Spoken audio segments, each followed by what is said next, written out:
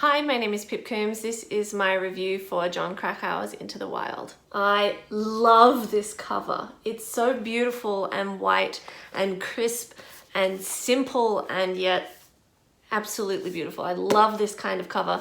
I have wanted to read this book since I saw the movie, oh God, I don't know, years ago. And it's just an idea that I really relate to, the idea of wanting a real life experience. This is going to be a spoiler-free review, so everything that I mention is either mentioned on the back cover or is fairly well known. So Into the Wild is a book about Chris McCandless, who in 1992 disappeared into the Alaskan wilderness and renamed himself along the way Alexander Supertramp, and his body was found in a bus sometime after his death. Reading this book made me believe that Chris McCandless really yearned for an authentic, genuine experience, that he wanted to experience life in a way that was untainted by the pressures or expectations of other people, his family, society, and he was really seeking a way to really live and to get to know himself and to experience the world in a way that was not the standard 9-to-5 life pathway that is so easy to walk down. This young man in his early 20s was insightful enough to see that so many people around him weren't fulfilled and weren't made happy by the process of pursuing the standard American dream.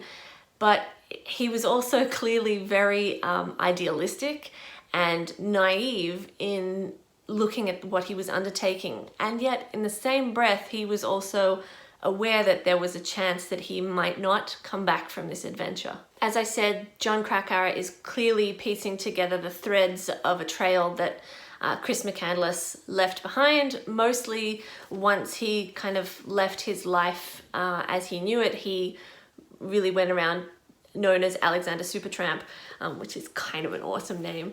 But it's very clear from this book that it is a journey and a desire for an experience that this author very much understands and relates to. And he himself did the same sort of thing, wandering off into Alaska into his early 20s. And it becomes clear as you complete this book that the difference really in the two surviving, because both took on tasks that it was a pretty good chance that something could go pear-shaped and they could die on each task. And really it came down to luck, and a little bit of luck that one made it out of Alaska and one didn't. So some of the things I liked about this book, I really relate to the idea of wanting to really live, of the daily grind, the 9-to-5, the American dream, not being enough to make you happy, not being enough to fulfill you.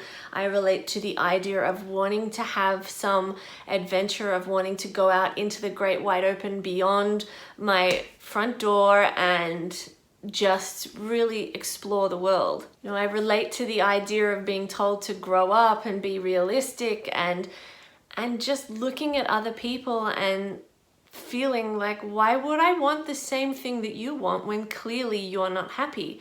There have been so many times where I've sat on the train that goes into the Sydney CBD, whether it's in peak hour or not, and you see all these people who are going to work and they look miserable, and yet people for some reason think that you're crazy because you want something more than that. And it's like, well, why wouldn't I want more than that? You're clearly unhappy with your life as it is, or if not unhappy, at the very least you clearly want more. It's just that you're going through the grind of everyday life because that's what you do. Those who seek something different, who seek an adventure, who want something more from their life, can often be pegged as being different or out of touch with reality, as if that's a negative thing.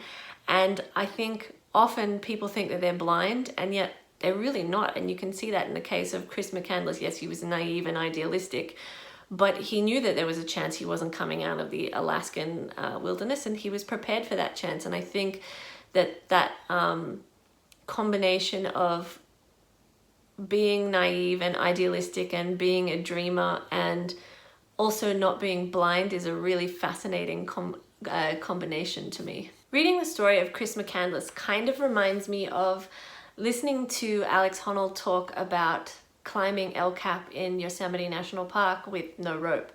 And I mean, that's a crazy, wild dream, and I can't imagine that that's even conceivably possible, and yet he's done it. But the way he talks about it is like, you know, like someone else talks about going to the supermarket or doing something way less dangerous. And he's very matter of fact about it. It's very, you know, I prepare for my task, I do it, and if it feels good on the day, then I just do it. And if not, I bail, and that's it, you know, that's just the story. And he's so matter of fact about it, and yet he's also very acutely aware that he slips, he dies. And he knows that that's the reality of what he's doing, and he knows that there's a chance that that will happen, and he accepts that risk. And to me, reading this book, Into the Wild, was kind of like that conversation, except it's just not about mountain climbing. It's about running off into the wild, and it's about accepting the reality of the risks that you face, but deciding that the dream is worth it. And I think that it's just really interesting to me from that perspective. I think that it's a very odd thing to see in somebody else, because I think going into a task knowing that there's a chance that you could die is not something that most people would do, because we spend so much time trying not to die that we never really live. And clearly that is an idea that McCandless related to. It's clearly an idea that the author related to. And it's also an idea that I relate to. I don't want to walk through my life and never have really lived because I was too afraid of potential consequences. What I didn't like about this book, well, it's quite short, and yet I felt like in certain sections it went on for a while. So there was plenty of stuff that could have been cut, and it would have been more, I don't know, direct and to the point and more interesting to me. I got bored at various points, you know, like, I get it, his relationship with his parents wasn't fantastic. I get it, this is an idealistic kid who to some extent has the blinders on, but to some extent also has his eyes wide open to the world. And I get it, the author relates to Chris McCandless's adventures because he had the same adventures himself, but I didn't need to hear so much of his adventures in Alaska.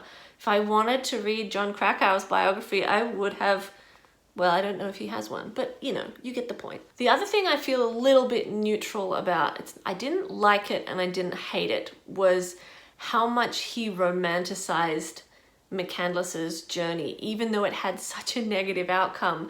And I mean, I kind of understand because, you know, I relate to the idea of wanting the journey, of wanting to live. But he really did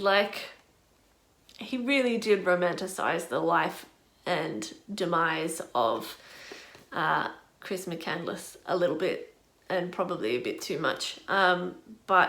And for that reason, I wouldn't recommend this book at all to young teenagers who are impressionable and who are inclined to want to have a life adventure of their own, because I reckon they would walk away from this book going, McCandless, like, he was right, we need to have adventures in life, but he was a fool because he made mistakes 1, 2, and 3, and I wouldn't make that mistake, and therefore I'd be fine, and off they'd go, and they'd probably make different mistakes, but still pretty big mistakes. So I wouldn't recommend this book at all to young impressionable teens, because, I mean, I'm not a young impressionable teen, and it made me want to go and have a real life adventure because he romanticized the adventure to the point where it makes you kind of think that you could have a different, maybe slightly less high risk adventure and not have a negative outcome because we've got phones, we've got internet, you know, but it just romanticizes it a little bit too much, and it walks a pretty fine line, I think, between stirring something in the souls of people who are inclined to want to seek more and maybe being a bit naive and passing that naivete and blinders on to the reader a little bit. But that's probably harsh, but whatever. So I'm going to give Into the Wild 3.5 out of 5 stars on Goodreads. But I mean, it really is probably more of a 3-star book. I think if you don't relate to the idea of wanting to go on an adventure, of wanting to leave your life behind and head out into the great wide open, I think you'll hate this book. And I think if the idea of romanticizing the story of a young man's death when he was idealistic and wandered into the wild underprepared annoys you, then I think you will hate this book. But I think if you can take the romanticism of Chris McCandless's demise with a grain of salt, I think if you appreciate the idea of going out into the great wide open and having your own adventures and having a life that's different to the norm, then I think you will like this book. My favorite quote from this book still remains, "So many people live their life within unhappy circumstances and yet will not take the initiative to change their situation because they are conditioned to a life of security, conformity, and conservatism, all of which may appear to give one peace of mind, but in reality nothing is more damaging to the adventurous spirit within a man than a secure future."